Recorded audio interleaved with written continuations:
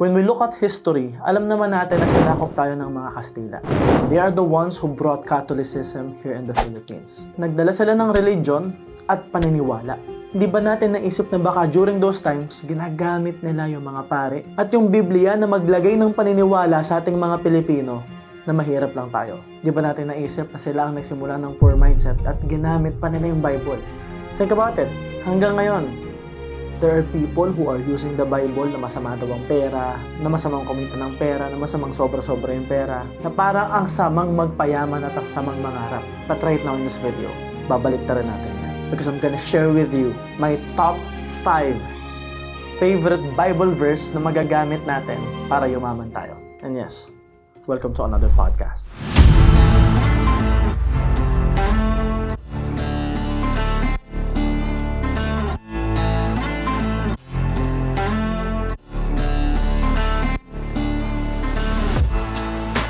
Yes, good day to you guys and welcome to another episode of Principles by MJ Lopez. Here in this podcast, we will talk about life, business, career, entrepreneurship, leadership, and success principles that you can use to manifest and create the life that you want. And today, I'm gonna be sharing with you something really personal. Kasi nga alam naman natin, ako mismo, ang paniniwala ko, kaya tayo may poor mindset, na manipulate tayo ng mga taong nanakop sa atin. Way back. Kaya nga ang labo, ang gulo ng kultura nating mga Pilipino. Ang bilis nating maimpluwensyahan. Sinakop tayo ng Hapon, sinakop tayo ng mga Spaniards, sinakop tayo ng US. And look at our culture right now. Nausuhan ng hip-hop, ang bilis. Nausuhan tayo ng Korean novela, ang bilis. Mabilis magbago yung utak natin, mabilis tayong maimpluwensyahan ng ibang tao, especially kung foreigner. Pero pagdating sa kapwa Pilipino, hirap tayong maniwala. And that's the sad reality. And the worst part is, nagagamit pa yung religion para magkaroon tayo ng poor mindset. But what if, just what if, we can use the Bible to actually learn how to manage our money?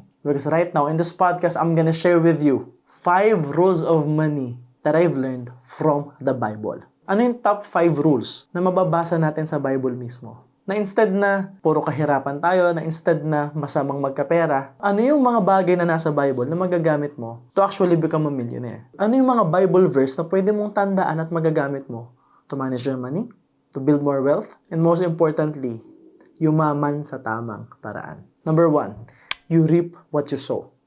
And it's actually common sense. I've been talking a lot about this stuff, but it's in the Bible. I've been talking a lot about reaping and sowing, kung anong itinanim siya ring aanihin. And it's really basic. It's really easy to understand. The problem with us is, the things that are easy to do are also the things that are easy not to do. The things that are easy to remember are also the things that are easy to be forgotten. Yung mga bagay na napakadali naman sana. Yun yung madali nating nakakalimutan. Yung mga basic, yung fundamentals. So the idea is very simple. Kung nagtanim ka ng mangga, hindi ka pwedeng magulat kung may lalagong puno ng mangga. Diba? Kung nagtanim ka ng saging, huwag ka mabibiga, ba't may saging dito? Kasi nga, nagtanim ka ng saging. And your mind is like a garden. Kung ano yung itananim mo dyan, yun yung lalago. So una, in terms of your life, kung ang itinatanim mo, puro hate, puro galit, puro negative, huwag kang magtataka kung negative yung magiging buhay mo. Kung ang lumalabas sa bibig mo, chismis, negativity, toxicity, huwag kang magtataka kung yung naririnig mo, toxic din, negative din, chismis din. Kasi yun mismo yung lumalabas sa bibig mo. Kung ang lumalabas sa bibig mo, iniisip mo, paninira sa kapwa, malamang sa malamang, yun din yung babalik sa'yo. Especially in terms of our mindset. Kung ang itinatanim mo sa utak mo, again, puro negative. Negative din yung lalabas sa bibig mo. At negative din yung i-action ng katawan mo. Because again, your mind is like a garden. So, napakalawak na hardin yan. The more na nag-iisip ka ng negative, toxic, mga bagay na hindi maganda, mag-grow yan sa utak mo. At pag nag-grow yan sa utak mo, yan yung lalabas sa bibig mo.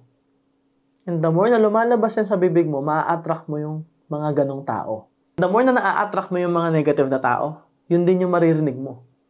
Negative din. Toxic din. Aakit yan lahat sa utak mo. And again, lalong mag-grow yung negativity and toxicity. Lalong magiging toxic yung bunganga mo. At ano yung i-action ng katawan mo?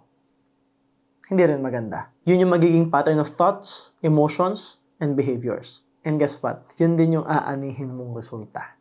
Hindi rin maganda. Pero kung ang itinatanim mo sa utak mo, kabutihan, mabubuting bagay, magagandang bagay, tamang mindset, tamang skill set. Tapos instead na mainggit ka, ginagamit mong inspirasyon yung ibang tao, natututo ka from other people, you are learning and growing as a person, nag-grow din sa utak mo yung positivity, yung abundance, yung love, yung compassion. And beware. Kasi sa garden, may mga peste. And that would be the noises of expectations, the noises of negativity, the noises of toxicity. So you have to guard the doors of your own mind. May pintuan yung utak mo. Huwag mong i-allow na pumasok yung negativity. Because again, your mind is like a garden. Make sure na nagtatanim ka ng tama kung gusto mong umani ng tama. So kung gusto mong umani ng maraming pera, magtanim ka ng pera, gumastos ka ng pera. Gawin mo siya sa tamang paraan. Mag-isip ka ng tama around money. Learn how money works. Learn how to create value. Kasi kung ano yung itinatanim mo, yun din yung aanihin mo. Number 2, the rich rule over the poor and the borrower is the slave of the lender. Para sa akin, ang ibig sabihin nito, kung may utang ka, magbayad ka. Because you will always be the slave of the lender. Una, magiging slave ka ng utak mo. Paulit-ulit mong maiisip, it will haunt you, yung guilt feeling, yung mabibuild mong self-image, yung mabibuild mong self-doubt. Hanggat hindi ka nagbabayad ng utang. Pangalawa, the moment na siningil ka, of course, you will feel bad about yourself. You will doubt yourself even more. At ang worst, tatakasan mo pa.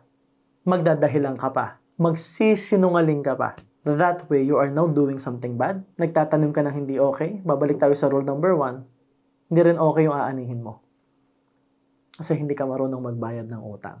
And in terms of this verse, in terms of this rule, of course, there are actually really strategic way of borrowing money. I'm not talking about that. Kasi there are people na may cash naman, mangungutang pa sila sa bangko. Kasi nga, it's ideal, it's better, especially in terms of taxes, especially in terms of pagpapaikot ng pera. Kasi alam nila kung paano magpaikot ng pera. I'm not talking about borrowing money as a loan to actually build more, to build something bigger. I'm talking about the little things.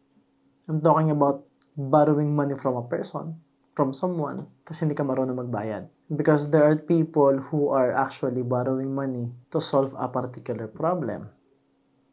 Tapos paglubog na sa utang, mangungutang pangbayad din ng utang. Tapos pag hindi na makalusot, mangungutang ulit sa ibang tao, pambayad do sa isa pang utang. Tapal-tapal lang siya, kaya lalong lumalalim yung utang, lalong lumulubog sa utang. And if that happens, you will start to feel bad about yourself. Aatakihin yung self-image mo. That is why the borrower will always be the slave of the lender. Because kahit saan mo pa ikot-ikotin yan, sabihin na nating pinautang kita, tapos hindi ka nagbayad, ikaw ang magdadala niyan, hindi ako. Kasi alam ko sa sarili ko, ginawa ko yung part ko, tinulungan kita, and I'm not expecting anything in return. Pero ikaw, araw-araw mong maiisip yan, araw-araw mong dala yan. And in your mind, you will always be the slave. So kung tinatamaan ka ngayon, may utang ka, I strongly recommend na magbayad ka. Keep it in your mind and in your heart na kahit anong mangyari, babayaran mo. So that you will never ever be the slave. Because now you are taking responsibility, you are taking accountability of the money you've borrowed. So yeah, magbayad ka ng utang. Kasi alam naman natin ano yung feeling ng may utang, di ba? Number 3, do not be deceived. Evil company corrupts good habits.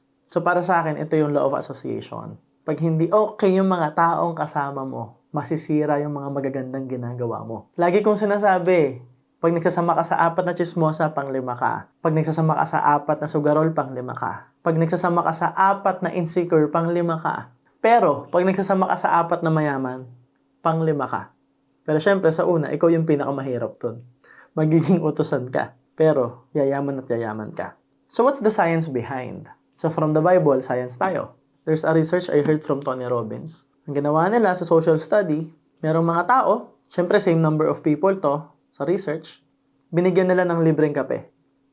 So, merong binigyan ng mainit na kape, merong binigyan ng malamig na kape. Syempre, since binigyan sila, humingi ng pabor. Baka pwede nyo pong basahin yung short story and we will just ask you a few questions. So, maiksing story lang siya and tinanong sila, isa-isa. At alam nyo ba guys, 80% nung binigyan ng mainit na kape, they said na yung ugali at personality ng main character warm daw. And guess what? I'm pretty sure that you can already predict the answer to this one. 81% nung binigyan ng malamig na kape, Ang sagot nila, yung personality ng main character, cold daw. So imagine, ganun kalaking epekto sa atin ng environment natin. Yes, the environment can affect our lives. How we think, how we talk, how we decide. Because the environment also limits our choices. Even in language. Kung Bisaya ka, pag napunta ka sa Laguna, pag napunta ka sa Manila, matututo ka mag-Tagalog. Kahit anong gawin mo, matututo ka mag-Tagalog. Same goes when you're studying a language, when you go abroad. Mas mabilis kang matututo ng ibang lengguwahe kung nakatira ka doon, kung lagi mo naririnig. Base kasi yan sa environment mo, sa mga taong lagi mong kausap. Ibig sabihin, kung ang kausap mo, laging lasing, tapos nasa environment ka na laging nagiinuman, sooner or later, mapapainom ka na rin hanggang sa magustuhan mo na rin siya. Because we always want to belong. We want belongingness, di ba? So, nung una, may mga chismosa sila, hindi ka nakikinig, wala kang pakialam. Kaya lang kahit anong gawin mo, pumapasok sa tenga mo yung information. After 1 week, 2 weeks, araw-araw mo naririnig. Pagtagal, ano nga ulit yun? Anong bago, mare? Because birds of the same feathers are the same birds. So, napakasimple nito. So it means that even if you have good habits around money, even if magaling ka sa pera, pag sumama ka sa mga taong hindi magaling sa pera, mahirap. Uutuin ka lang yan. Baka mautangan ka pa. Imamanipulate ka nila. And most importantly, it is not a good environment for you. In many things in your life, pag nagsasama ka sa mga taong hindi maganda yung habits, maapektuhan ka. So, kailangan mong piliin yung mga taong sasamahan mo. Kasi sabihin na natin, 4 na milyonaryo.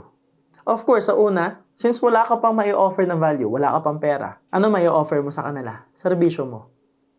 So, pwedeng utusan ka talaga. Pero, yung usapang naririnig mo about pera, about investment, how to handle money, nasasanay ka sa usapang milyon, nasasanay ka sa usapang pagbili, paggastos. Naririnig mo yung mga strategies. Baka makasama ka pa nila sa mga negosyo nila at ginagawa nila. Sooner or later, kikita ka ng milyon.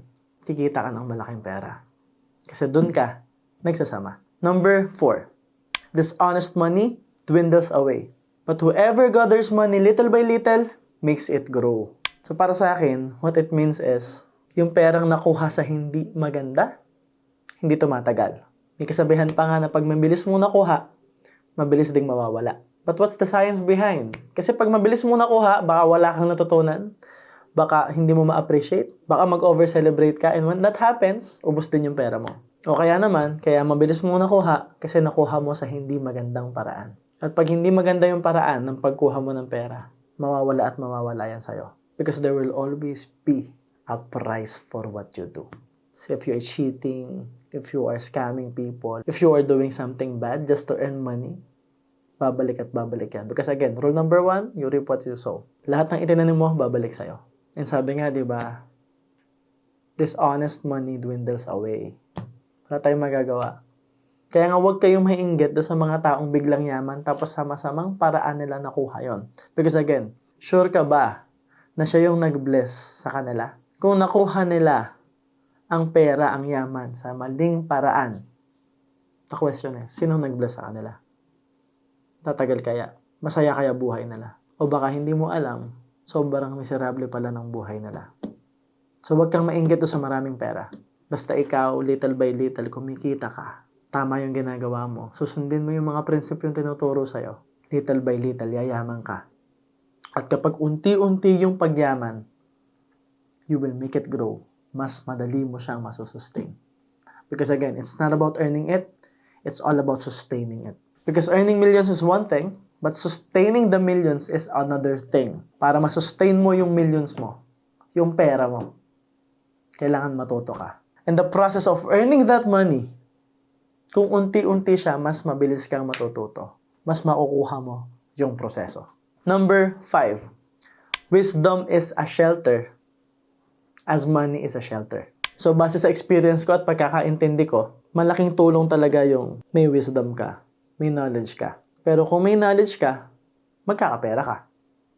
Kaya nga mahalaga yung dinedevelop mo yung sarili mo. Mahalaga yung natututo ka. Mahalaga yung nakikinig ka dito.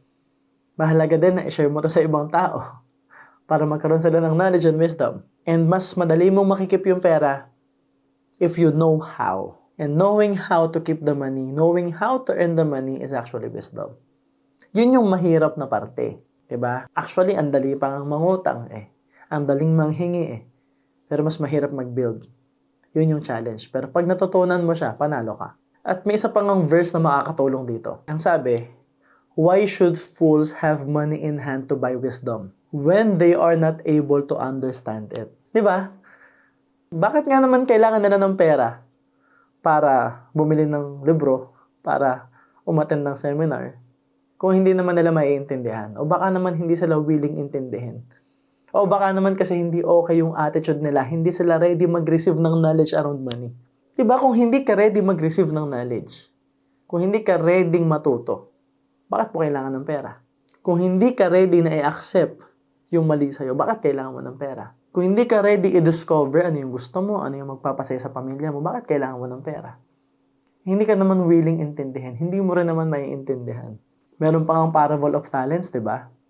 Yung binigyan ng 5 talento, lalong binigyan. Kasi alam niyang i-handle yung marami. Alam niyang i-handle yung pera. Yung binigyan ng 2 talento, binigyan ulit. Pero yung binigyan ng 1 talento, hindi niya na i-handle yung pera, kinuha pa sa kanya. Di ba? Hangal at tamad na alipin, di ba ang sabi? Kukunin yung 1 talentong binigay sa'yo at ibibigay dun sa may 10. Hindi ka marunong mag-alaga sa konti, lahat ng meron ka ay tatanggalin sa'yo. Pero yung meron, lalong bibigyan. Not because kailangan nila yun, but because sila yung marunong mag-handle. Because they have the wisdom. Ang pera, hindi yan binibigay dun sa may kailangan. So, hindi porket kailangan mo ng pera, magkakapera ka. Hindi yan binibigay dun sa nagmamakaawa. Kasi hindi mo kailangan kaawaan. Ang pera ay binibigay sa marunong. Wisdom is a shelter. As money is a shelter. Yes, yung pera, makakapagbigay sa atin ng bahay, shelter for our family. Makakapagbigay sa atin ng convenience, ng pagkain, ng damit. Pero ang magbibigay sa atin ng pera ay knowledge, wisdom. So if you are continuously learning, growing as a person, eventually, money will follow you. So huwag kang mainip. Just continue learning. Build a high income skill. And number 1, remember that you reap what you sow. So again, learn, grow, commit yourself to building a high income skill. And rule number 1, magtanim ng tama. Gumawa ng magandang bagay. Huwag kang mainip, time will come. Magiging big time ka. Because big time means believe in God's time. I'm not trying to motivate you. I'm trying to give you a principle in life that you can use to learn how to earn money and manage your money. Especially pag may pera ka na. And if you like this video, and I'm sure that you do, please give us a 5-star rating, subscribe to our YouTube channel, and give us an amazing review in Facebook. You can follow us on Instagram, Facebook, TikTok. Subscribe to our YouTube channel, and most importantly, support us sa ating Spotify because we are dedicated to create podcast every week just for you guys. So yun lang guys, this is the end of the episode, and always remember that everything good starts with a yes. And yes, my name is MJ Lopez, and see you soon.